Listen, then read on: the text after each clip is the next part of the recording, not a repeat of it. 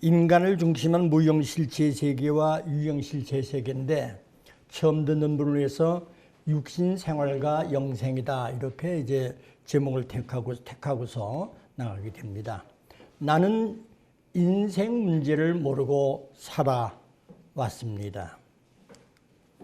양심작용의 기준이 어디 있느냐는 것이죠. 철이 나면서부터 운명할 때까지 양심작용은 계속 일어나는데 그 기준이 뭐냐 하는 것입니다. 수많은 종교와 신앙인들의 목표는 무엇인가? 모태에서 10개월, 지상생활에서 약 100년 전인데, 그럼 사후세계는 있는 것인가? 그 세계는 어떤 세계인가 하는 것을 모르고 있습니다. 죽은 사람의 장례식, 제사, 명복 등등은 인간들이 만들어놓은 제도인가 아니면 뭔가 내용이 있는 것인가, 이것도 우리는 알아봐야 됩니다. 극락세계, 낙원, 천국은 어떻게 다른 것인가 또는 같은 것인가? 사주라든가 관상이라든가 운명을 보면서 뭔가를 알아보려고도 노력하고 있습니다. 이런 미지의 사실이 이제 밝혀지게 되겠습니다. 인간을 중심한 무형실체 세계와 유형실체 세계, 특히 무형실체 세계와 유형실체 세계에 관해서 알아보도록 하겠습니다. 피조세계는 하나님의 이성 성상을 닮은 인간이죠. 그 인간을 본으로 해서 몸을 중심한 유형실체 세계, 마음을 중심한 무형실체 세계로 구분이 됩니다.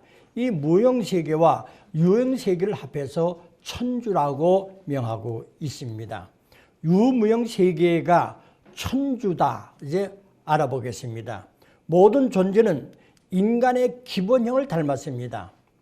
무형실체의 세계는 영적 오감으로만 감각하게 되어 있습니다.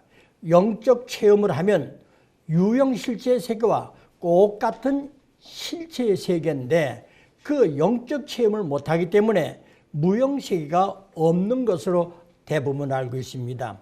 마음을 알지 못하고 그 사람의 인격을 알 수 없듯이 하나님을 모르고는 인생의 근본 의의를 알 수 없으며, 무형세계를 모르고는 유형세계를 완전히 알 수가 없습니다.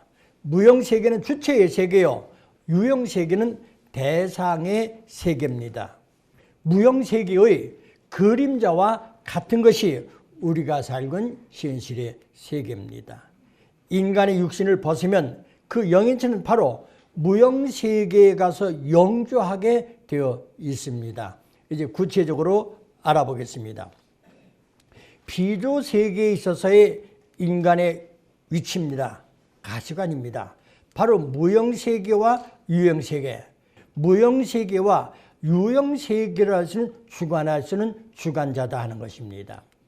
따라서 영인체와 육신이 주고받으므로 무형세계와 유형세계와 주고받는 관계가 맺어집니다. 그래서 양세계의 매개체요, 화동의 중심체가 나다 하는 것입니다. 더 나아가서 영인체와 육신을 합한 것은 무형세계와 유형세계를 총합한 실체의 상이다 하는 것이죠. 그래서 예수님께서 너희들이 천하를 얻고도 목숨을 잃으면 무엇이 유익할 것이요 하는 겁니다.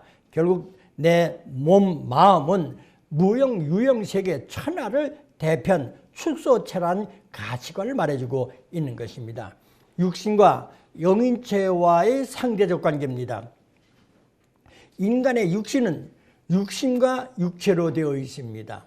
육체로 하여금 생존과 번식을 가져올 수 있는 생리적인 기능을 유지합니다. 무형세계의 공기와 광선을 등등을 더해서 육신이 성장을 합니다. 유형의 물질세계와 관계를 맺고 되는 것입니다. 그러니까 간단히 말씀을 드리면 육신은 먹고 입고 자고 생존, 번식, 활동, 성생활하는 것이 육심에서부터 우러나오는 겁니다. 그러니까 인간이 다른 것은 바로 영인체가 있다는 것입니다. 선화, 악화되는 것, 육신세계에서 영인체로 가는 내용이 있는 것입니다. 그럼 이 영인체는 어디냐? 영인체는 영체와 생심으로 되어 있습니다. 바로 여기서 말하는 이 영인체는 영감으로만 감독할 수 있습니다. 무형실체로서의 실존체입니다. 그럼 여기서 생심이라는 것은 바로 하나님이 찾아올 수 있는 영인체의 본 바탕을 말합니다. 그러니까 하나님의 생심이 오고 하나님이 올 수 있는 것은 내 육신이나 육심이 아니라 육신 속에 있는 영인체, 영인체의 마음과 같은 생심이 하나님과 주고받으면서 성장하게 되어 있습니다. 그렇기 때문에 이와 같이 이 생심은 하나님이 임재할 수 있는 영인체의 중심 부분이다. 이렇게 알면 되겠습니다. 하나님이 찾아오실 수 있는 영인체의 중심 부분, 그 가운데 하나님의 그 사랑과 뜻을 받아들이는 결과가 나타난다. 그래서 이와 같이 이 영인체는 생소, 생력 요소에 의해서 성장합니다. 즉 이 육신에서는 생명 요소가 돌아가고 영인체로부터는 하나님의 사랑과 말씀을 중심한 생명 요소로 주고받으면서 이 성장하게 되어 있다. 이런 내용이 되겠습니다. 그럼 이제 육신과 육신의 관계로 본 인간의 마음을 다시 한번 정리해 보겠습니다. 인간의 마음은 생심과 육심이 주고받아서 하나가 됩니다. 아까 말씀드렸죠? 이 생심, 영인체의 마음, 육신의 마음, 육심, 생심과 육심이 주고받아서 하나가 되는 것이 마음이다. 그러니까 마음이 어디 있느냐 이 말입니다. 자, 마음이 가슴에 있습니까? 두뇌에 있습니까? 어디에 있습니까? 마음이 가슴에 있습니다. 자, 공산주의자들은 너 인체를 다 해부해 보아라. 어디 두뇌의 마음이 있더냐? 이 가슴의 마음이 있더냐? 마음 없습니다. 육신에 소속되어 있는 게 아니에요. 생심과 육심이 주고받아서 하나가 된 마음이다 이 말입니다. 그러니까 여러분이 가다가 돌뿌리에 발이 부딪혀봐요. 마음이 어디가 있습니까? 발끝에가 있죠. 발이 아프다 이 말입니다.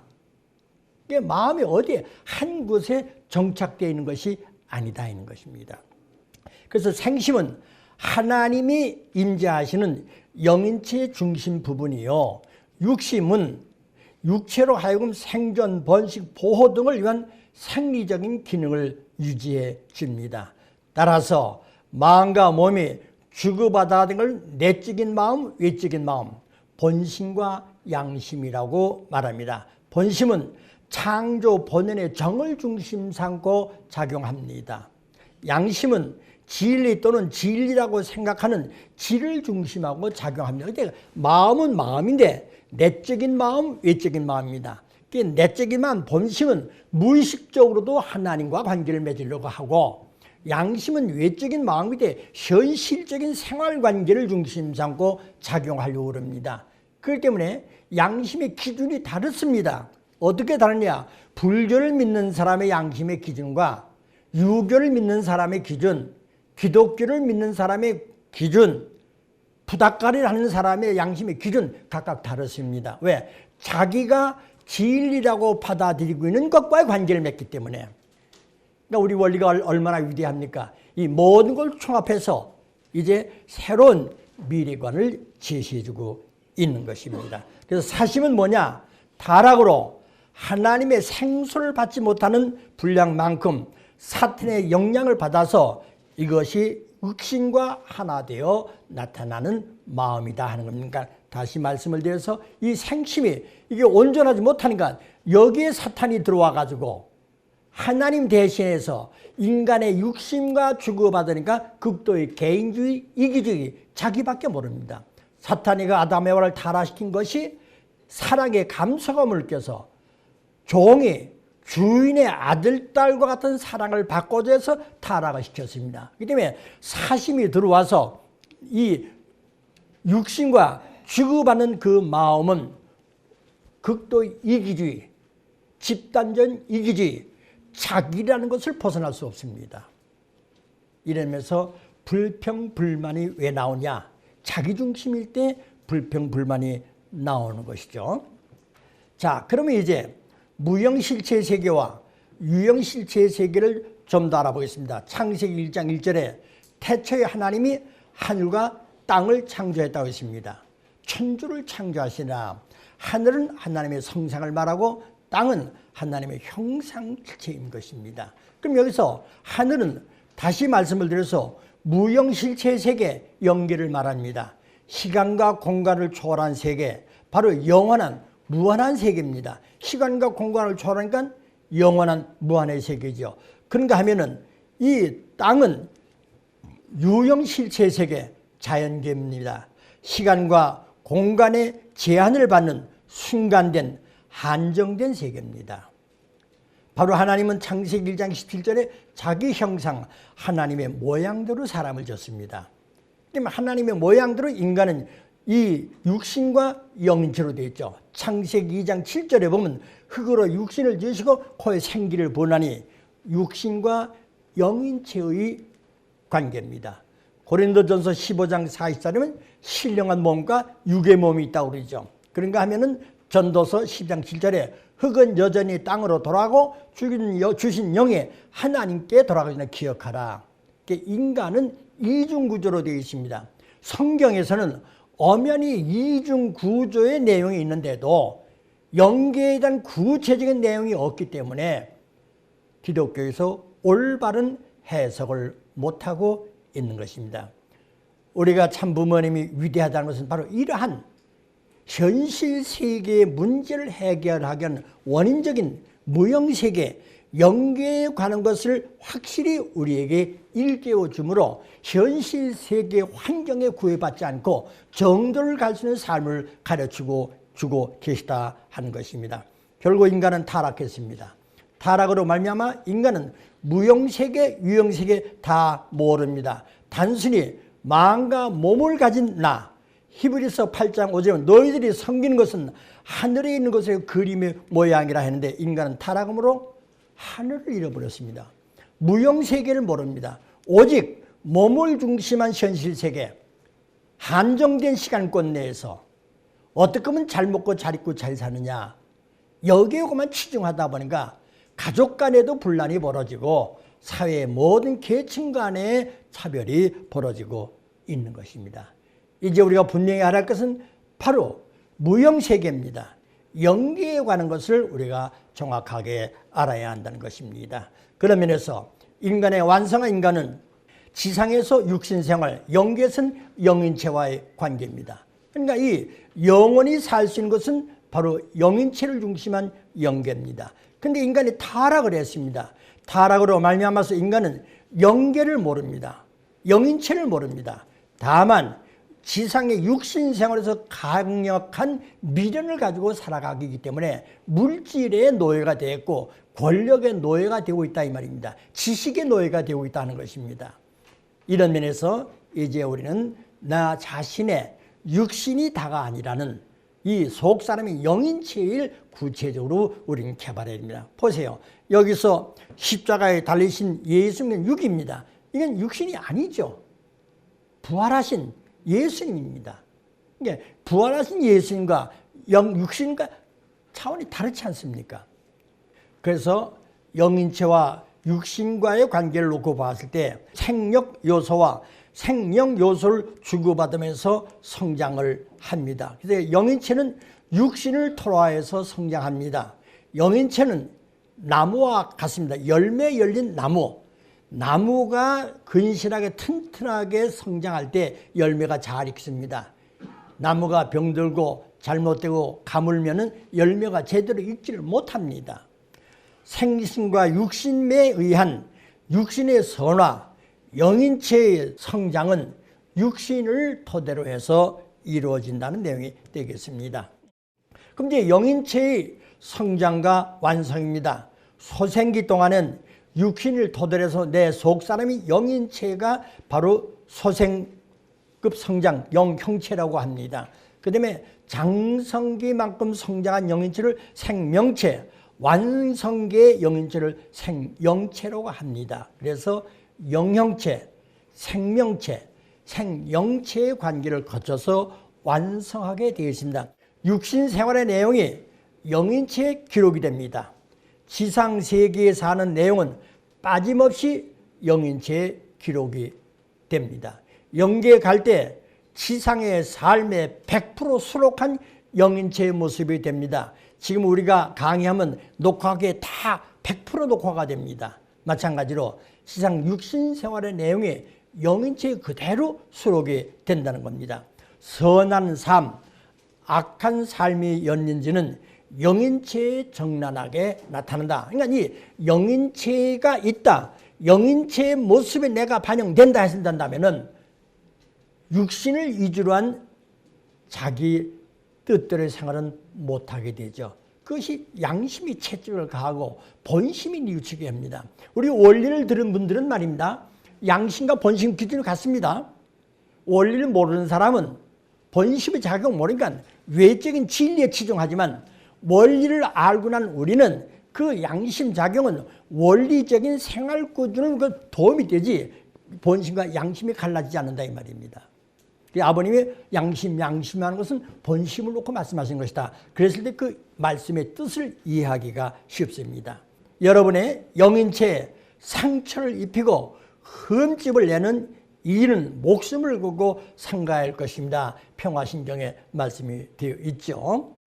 자, 육신에서 이탈하기 시작한 영인체입니다. 이건 외부 사진을 도입했습니다. 이와 같이 운명할 때 영인체가 그대로 육신을 떠나가는 장면이 이와 같이 기록이 되고 있습니다. 심지어는 이 누워있는 사람 배후에 영인체가 와 있죠. 그러니까 이 영인체가 없다, 영계가 없다는 얘기는 있을 수 없는 내용이다 하는 내용이 되겠습니다. 임무상 목사 부친의 임종 간증입니다. 바로 그 부친이 얼마 못 사실 것 같아서 아버지 입회원서를 받아가지고 바로 교구장에 서랍에 보관하고 있었는데 얼마 안 가서 아버지가 임종하시게 되었답니다. 근데 임종하신 줄 알았더니 갑자기 깨어나시더니, 자, 내가 상조교회 입회원서를 내느냐, 천국열차가 와서 타고 가려고 했는데 상조교회 입회원서에 넣어서 없다는 건 못한다고 그러더라는 겁니다. 그래서 아들이, 아버지 염려하지 마십시오. 제가 좀 보관하고 있는데 틀림없이 협회에 제출하겠습니다. 그러니까 입회원서 받는 게 얼마나 중요한가 보세요. 아들이 아버지 입회원서를 받아가지고 자기 서랍에 보관했지 협회로 보고 안 했다 이 말입니다.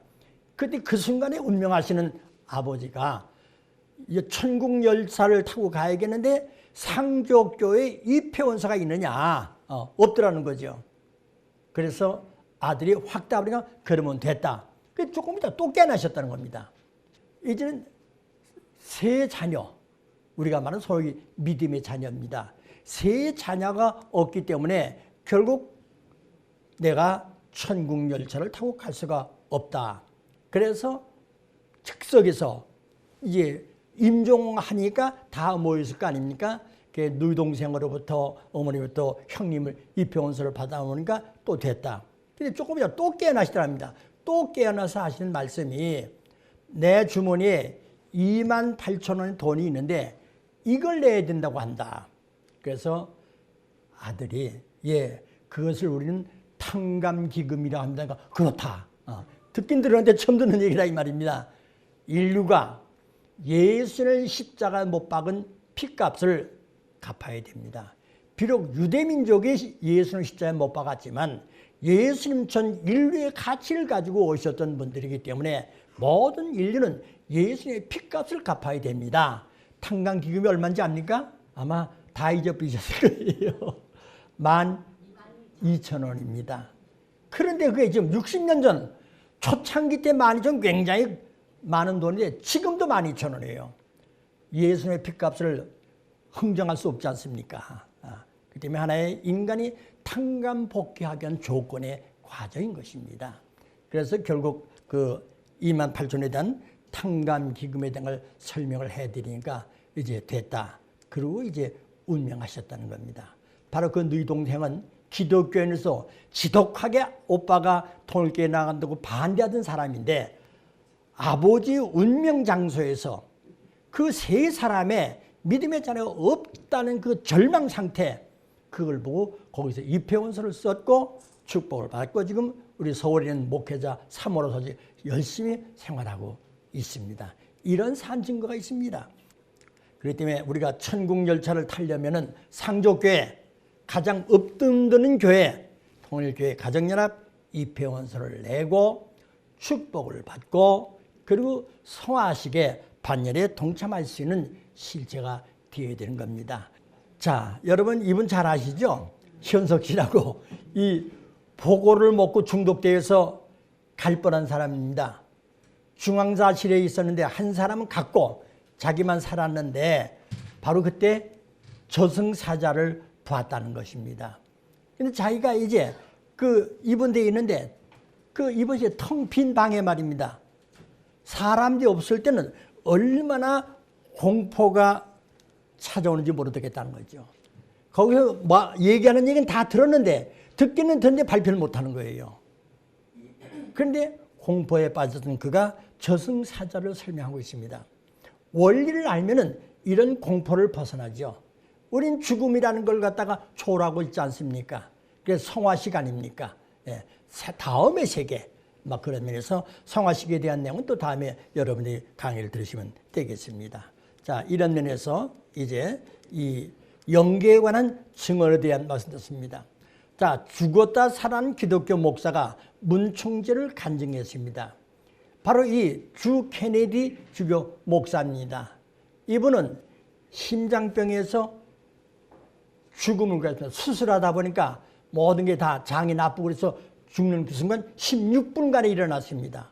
천사가 와가지고 자기 손을 이끌고 가는데 밝은 세계로 가서 참 좋았는데 얼마 가다 보면 이젠 더 가면 안 된다는 겁니다. 중단하고서 말이죠. 돌아가십시오. 돌아가는 데는 가서 문선명 총재님의 말씀을 들으십시오 라는 겁니다. 이분이 말입니다. 깨어나가지고 나서 보니까는 목사가 와가지고 마지막 사망 선고를 내리는 그런 시간입니다. 그때 깨어나니까 모든 병이 다 없어졌다는 거죠. 그래서 깨어나서 도대체 문선명 목사가 어떤 분이냐? 그분이 뭘 배우라고 하는 거냐, 그분한테 가서.